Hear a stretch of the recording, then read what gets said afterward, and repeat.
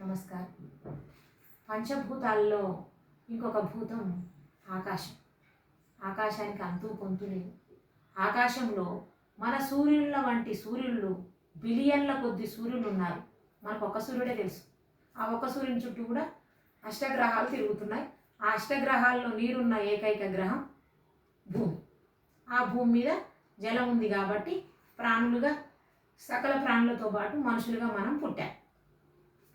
బిలియన్ల కొద్ది సూర్యులు ఉన్నారు. ఆకాశం అనేది ఒక పాలపుంత గెలాక్సీ. దానికి అంతు పొంతు లేదు.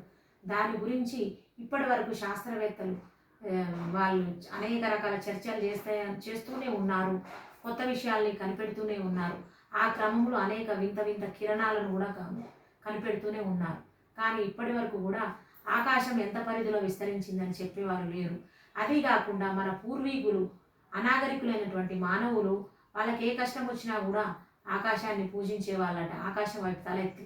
అంతెందుకు నేటి తరంలో కూడా క్రికెటర్లు కానీ కొంతమంది సామాన్య ప్రజలు కానీ గొప్పవాళ్ళు కానీ తమకు ఏదైనా బాధ కలిగినా సంతోషం కలిగినా ఆకాశం వైపు ఒక చూపు చూస్తారు. ఆకాశాన్ని కూడా మనం దేవునిగా పూజించడంలో తప్పు లేదు కదా. ధన్యవాదాలు.